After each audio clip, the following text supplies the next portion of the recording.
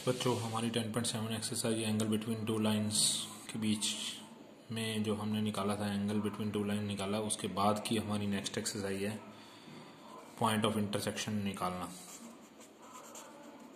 Point of intersection between two line या of two line, ये काम तो हमारा 10th का ही काम है। टू लाइंस, बस इसमें बस लाइन की इक्वेशन निकालने वाले सम भी ऐड हो गए। बस पॉइंट ऑफ इंटरसेक्शन निकालना है या पॉइंट ऑफ इंटरसेक्शन या इंटरसेक्शन चेक करना। तो जैसे हमारा +1 में 10th में काम हुआ करता था a1x plus b1y plus c1 equal to 0, और दूसरी इक्वेशन होती थी a2x plus b2y plus c2 equal to 0। तो हम लोग चेक करते थे कि लाइनें इंटरसेक्ट करती हैं कि नहीं करती, तो a1/a2 कर लेते थे और b1/b2। अगर ये दोनों नॉट इक्वल आते थे तो हम बोलते थे कि लाइन्स आर इंटरसेक्ट, दोनों लाइनें एक दूसरे को इंटरसेक्ट करती हैं। अगर अपना a1/a2 चेक करने पर b1/b2 चेक मतलब निकाल के चेक करने पर इक्वल आ जाता था और तीसरा इक्वल नहीं होता था, तो हम बोलते थे लाइन्स आर पैरेलल। और इसी तरह a1/a2 और b1/b2 अगर दोनों इक्वल आ गए और तीसरा भी इक्वल आ जाता था, तब बोलते थे अपन लाइन्स आर कोइंसिडेंट। कोइंसिडेंट मतलब मैनी सोल्यूशन। ये 9 सोल्यूशन होता था, ये 1 सोल्यूशन होता था, क्योंकि ये एक लाइन पे कट करती थी, ये पैरेलल ही होती थी, कभी कट ही नहीं करती थी, तो सोल्यूशन कहाँ से निकलेगा। ये बहुत सारी पॉइंटों पे एक दूसरे को कट करती थी, मतलब एक लाइन के ऊपर ही दूसरी लाइन हो जाती थी, इसलिए इसको कोइंसिडेंट लाइन यानी कि इसके मैनी सोल्यूशन निकलते होते थे। तो ये काम भी हमारा इसी एक्सरसाइज में चेक करने वाला सेकंड सम में आता है हमारा। फर्स्ट क्वेश्चन में तो सिंपल सी बात है, फर्स्ट क्वेश्चन में तो पॉइंट ऑफ इंटरसेक्शन ही निकालना है। तो point of intersection of two given line, ये सब मांगा गया। बस 2 इक्वेशन दे रखी हैं और इनको इक्वेशन को वो कह रहा है पॉइंट ऑफ इंटरसेक्शन निकाल लो, तो सॉल्व फर्स्ट एंड सेकंड, बस we get point of intersection. ठीक है ना। तो इसके आगे फर्दर क्वेश्चन ये बनते हैं कि आपको कहेगा कि लाइन की इक्वेशन निकाल लो जो पास कर रही है इन दोनों के इंटरसेक्शन से, और कोई एंगल थीटा दे रखा है 45 विद एक्स एक्सिस, जैसे थर्ड सम ही है, इसी एक्सरसाइज का थर्ड सम है। थर्ड सम में यही बोल रखा है कि आपको एक लाइन की इक्वेशन निकालनी है। Find the equation of line which pass through, line की इक्वेशन निकालनी है। Required equation of line which pass through, जो कि पास कर रहा है किससे, which pass through x plus Y minus 3 equal to 0 and 2x minus Y equal to 0 से। तो आप पहले इन दोनों इक्वेशन को सॉल्व करते हैं, सॉल्व फर्स्ट एंड सेकंड। अब सॉल्व करने के लिए तो आपको पता ही है 10th क्लास में हमने बहुत सारे सम इस तरह से सॉल्यूशन निकालने सीखे हुए हैं। तो या तो x वालों को सेम बना लो या y वालों को, यहाँ y वाले सेम ही पड़े हैं तो बस ऐड कर लिया हमने। ऐड करने पर क्योंकि एक प्लस का एक माइनस का है ना, तो 3x minus 3 equal to 0। x की वैल्यू अपने पास क्या आ गई, x की वैल्यू तो 1 आ गई। वो फर्स्ट इक्वेशन में रखो या सेकंड में रखो, फर्स्ट में रखोगे तो -2 हो जाएगी, उधर जाके प्लस का 2 हो जाएगी, यानी कि y की वैल्यू 2 आ जाएगी। यानी कि point of intersection of two line, point of intersection of given line हमारे को पता लग गया है 1,2 है, और यही आपका रिक्वायर्ड लाइन का पासिंग पॉइंट है, क्योंकि रिक्वायर्ड लाइन उसने बोला था पास कर रही है इन दोनों के इंटरसेक्शन से, पास through intersection of first and second. तो हमने फर्स्ट और सेकंड को सॉल्व किया, उन दोनों से इंटरसेक्शन पॉइंट निकाला, तो रिक्वायर्ड लाइन का पासिंग पॉइंट मिल चुका है आपको 1, 2। फिर आगे उन्होंने इसी क्वेश्चन के अंदर आगे क्वेश्चन की स्टेटमेंट पढ़ोगे, is inclined at angle 45 with x axis, और थीटा 45 का एंगल बना रही है विद एक्स एक्सिस के साथ, यही लाइन जो है। अब थीटा से तो आप एम निकालते हैं। M is equal to formula क्या होता है, tan थीटा tan 45 की वैल्यू 1। ये लो, ये अपना एम आ गया, ये अपना पासिंग पॉइंट आ गया। और इक्वेशन का फॉर्मूला क्या होता है, लाइन की इक्वेशन का फॉर्मूला तो यही होता है, equation of line y minus y1 is equal to m x minus x1। तो m की जगह m की वैल्यू डाल दो, x माइनस x1, x1 आपका 1 है, y माइनस 2, इक्वेशन आ गई है। ठीक है ना। तो हमारी इक्वेशन ऑफ लाइन का कंसेप्ट तो चलता ही रहेगा, साथ साथ पॉइंट ऑफ इंटरसेक्शन भी आ गया। अब जैसे फोर्थ क्वेश्चन में कह रहा है लाइन की इक्वेशन निकालनी है जो पैरेलल है, पैरेलल टू वाई एक्सिस है। अब लाइन जो है वो पैरेलल टू वाई एक्सिस होती है, तो वो एक्सिस इक्वल टू समथिंग होती है। समथिंग क्या होता है हमारी पैरेलल, जब हमने इक्वेशन ऑफ लाइन के कंसेप्ट समझे थे, टोटल 7 फॉर्म थी, उसमें पहली और दूसरी फॉर्म तो यही थी, पैरेलल टू एक्स एक्सिस और parallel to Y axis. Parallel to Y axis वही लाइन होती है जो पास थ्रू, जो भी पॉइंट आपके पास ए बी होता है, तो पास थ्रू अगर ए बी है तो X is equal to X का कोऑर्डिनेट होता है। तो पहले आप पासिंग पॉइंट तो निकालो। पासिंग पॉइंट उन्होंने दे भी रखा है आगे कि जो आपकी लाइन है वो पैरेलल टू वाई एक्सिस है एंड पास थ्रू, पास कर रही है किससे, पास through intersection of 2 given line, फिर 2 गिवन लाइन। यानी कि कहने का मतलब इस पूरी एक्सरसाइज में इंटरसेक्शन पॉइंट का काम बहुत ज़्यादा है। तो इसका मतलब इसीलिए तो पूरी एक्सरसाइज का स्टार्ट करने से पहले उन्होंने इंटरसेक्शन पॉइंट की बात बोली गई है। तो ये आपको दो इक्वेशन दे रखे हैं, इन दोनों इक्वेशन को सॉल्व कर लो और उससे एक्स वाई की वैल्यू निकाल लो। एक्स की वैल्यू आई थिंक -5/22 और वाई की वैल्यू समथिंग कुछ आएगी, पर अपने को वाई से तो कोई काम ही नहीं है क्योंकि पैरेलल टू वाई एक्सिस वाली line X is equal to X वाला कोऑर्डिनेट होती है। तो X is equal to X वाला कोऑर्डिनेट -5/22 ही है। ये काम ऊपर नहीं करना, नीचे ही करना है, ये पैरेलल टू वाई एक्सिस वाला। आपने स्टार्ट यहाँ से करना है। अभी require equation pass through intersection of two given line. ठीक है, उन दोनों इक्वेशन को सॉल्व करेंगे। सॉल्व फर्स्ट एंड सेकंड करेंगे। वी गेट एक्स और वाई। तो क्योंकि आपको जो लाइन निकालनी है वो पैरेलल टू किसके साथ है, पैरेलल टू वाई एक्सिस है। जो line parallel to Y axis होती है वो एक्स इज इक्वल टू होती है, एक्स इज इक्वल टू क्या, एक्स वाला पॉइंट। 22 ऊपर आगे 22x -5 इधर आगे +5 इक्वेशन आ गई। ठीक है, ओके। इस टाइप के क्वेश्चन मिलेंगे आपको। बस जैसे आपको कह दिया, जैसे 5th क्वेश्चन में कह दिया अभी टू लाइंस एक्स एक्सिस को तो कट कर रही हैं, दो लाइनें एक्स एक्सिस को कट कर रही हैं, दो लाइनें अलग अलग, दो लाइनें एक्स एक्सिस को 4 के डिस्टेंस पे कट कर रही है और एक -4 के डिस्टेंस पे कट कर रही है। ये 4 हो गया और दूसरे वाला -4 हो गया। लाइक ऐसे कुछ कर दिया मैंने, ये रहा -4 हो गया। इसका मतलब दोनों लाइनों के एक्स इंटरसेप्ट पता है। X intercept of first line मतलब 4 है और x intercept of second line यानी सेकेंड लाइन का ए वो -4 है। ठीक है, 4 और -4। और वाई एक्सिस को एट ए डिस्टेंस 2 पे, ये वाला 2 डिस्टेंस है और दूसरे वाला 6 डिस्टेंस है। इसका मतलब दोनों के वाई इंटरसेप्ट पता है। Y intercept of first line है यानी कि बी है आपके पास 2, और Y intercept of second line है, ऑफ सेकेंड लाइन मतलब बी हो गया आपके पास 6। यानी ए और बी पता हो तो आप ए और बी से एक इक्वेशन का फॉर्मूला जानते थे। Therefore equation of first line याद करो वो कौन सी फॉर्म थी, ए और बी वाली, वो ये फॉर्म थी x/a + y/b = 1। x/a ए की जगह तो 4 डाल दिया, y/b की जगह 2 डाल दिया, बस एलसीएम लिया, इक्वेशन बन जाएगी पहली। फिर ऐसे ही इक्वेशन ऑफ सेकेंड लाइन वो भी बन गई, x/a ए अपना -4, y/b बी अपना 6, ये अपनी सेकेंड लाइन बन गई। बस दोनों इक्वेशन को सॉल्व करो, ए और बी की वैल्यू मतलब एक्स और वाई की वैल्यू निकाल लो। जब एक्स और वाई की वैल्यू आ जाएगी तो वो आपका पॉइंट ऑफ इंटरसेक्शन होगा। अपने को सिर्फ इस सम में पॉइंट ऑफ इंटरसेक्शन ही निकालना है।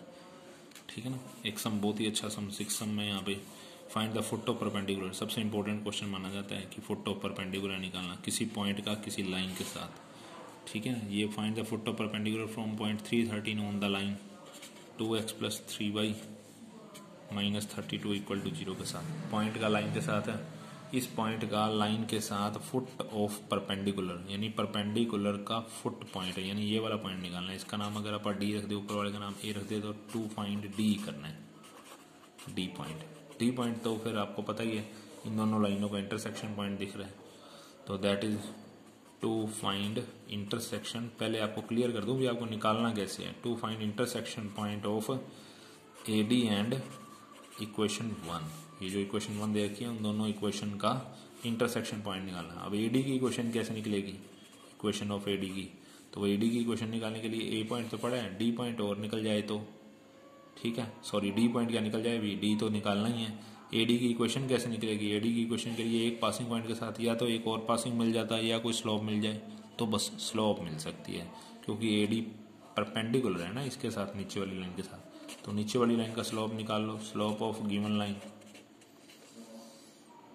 इक्वेशन 1 का, और वो मैंने आपको पिछली एक्सरसाइज में पिछले लेक्चर में भी समझाया था, minus coefficient of x divide by coefficient of y होता है। तो स्लोप निकालने के तो कई फॉर्मूले हो गए अपने पास, एक m = tan थीटा, एक y2 - y1, वो तो है जब जो मटेरियल दे रखा हो। अब आपको इक्वेशन ही पता है, लाइन की इक्वेशन ही दे रखी है, उससे स्लोप कैसे निकलेगा, तो उसका फॉर्मूला ये है, माइनस कोफिशिएंट एक्स यानी कि 2 बाय कोफिशिएंट वाई यानी कि 3। ये स्लोप ऑफ गिवन लाइन आ गया, तो स्लोप ऑफ परपेंडिकुलर लाइन क्या होगा, स्लोप ऑफ परपेंडिकुलर लाइन जो उसके ऊपर परपेंडिकुलर है यानी कि एडी लाइन का स्लोप उसका नेगेटिव रेसिप्रोकल, कारण क्योंकि m1 और m2 का प्रोडक्ट क्या होता है, -1 होता है परपेंडिकुलर कंडीशन में। अगर एक स्लोप पता हो तो दूसरी उसका नेगेटिव रेसिप्रोकल करके निकल ही जाती है। तो अब आपको एडी की स्लोप पता चल गई, एंड पॉइंट ए आपके पास क्लियरली पता ही है 313।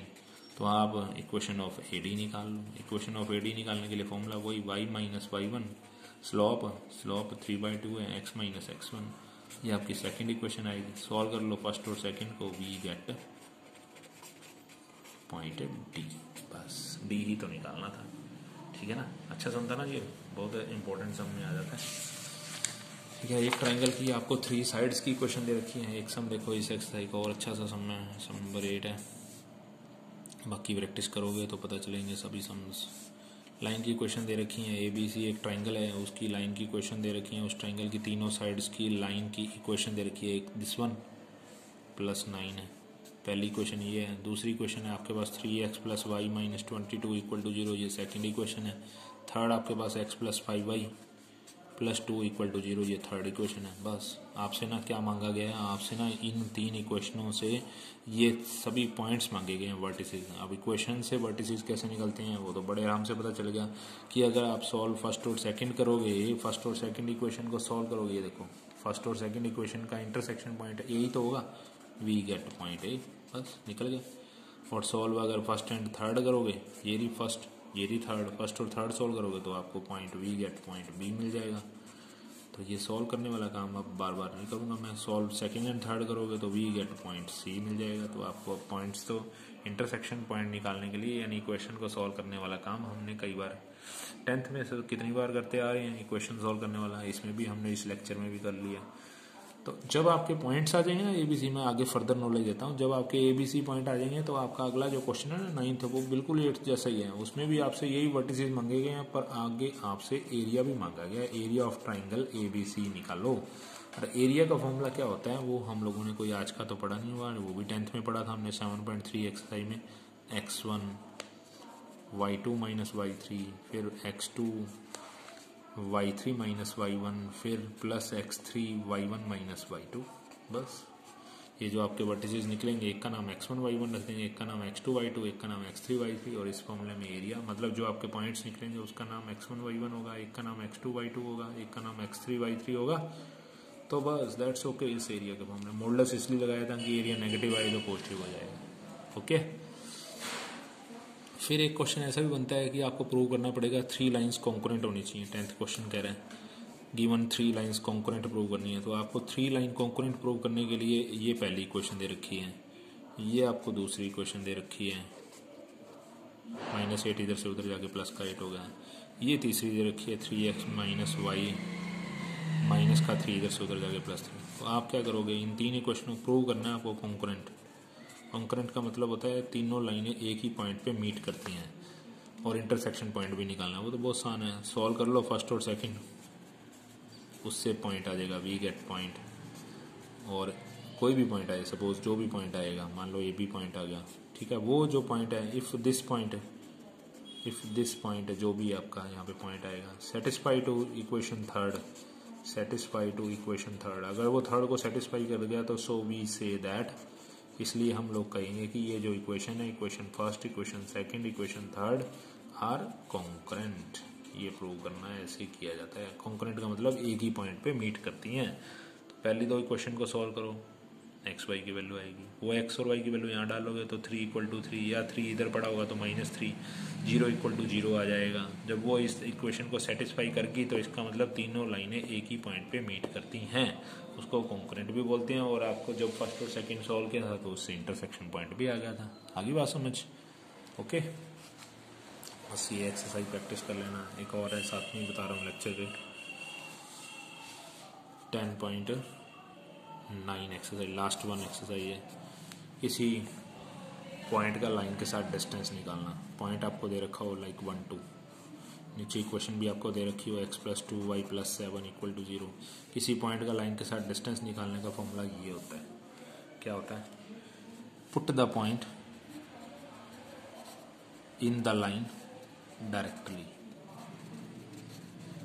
पुट करना होता है। डायरेक्टली कैसे पुट किया जाता है? डायरेक्ट मतलब x की जगह तो x वाला पॉइंट पुट कर दो, y की जगह y वाला पॉइंट पुट कर दो, प्लस जो भी बैठा है कांस्टेंट वो मोड में रखना है, डिवाइड बाय x और y के कोफिशिएंट का स्क्वायर का सम। बस 1 + 4 + 7 रिजल्ट बन गया 12/√5।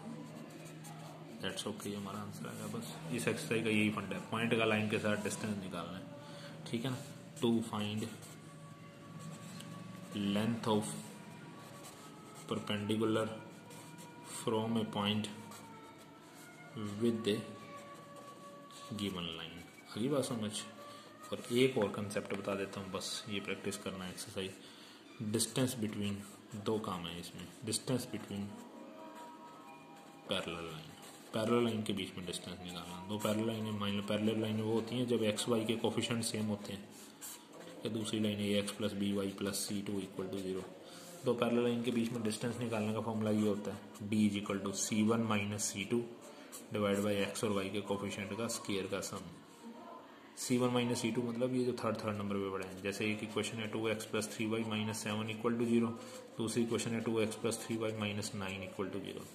तो यहाँ C1 और C2 कौन है? C1 आपका माइनस 7 है, C2 आपका माइनस 9 है, माइनस तो पहले ही बैठा है, प्लस 9 हो गया, डिवाइड बाई एक्स और वाई के कोफिशिएंट का स्क्वायर का सम। ऊपर 2 आ गया, नीचे 4 और 9, इसे 2/√30। ठीक है, ओके। बस ये काम आपका नेक्स्ट एक्सरसाइज, प्रैक्टिस करो, सम निकालो।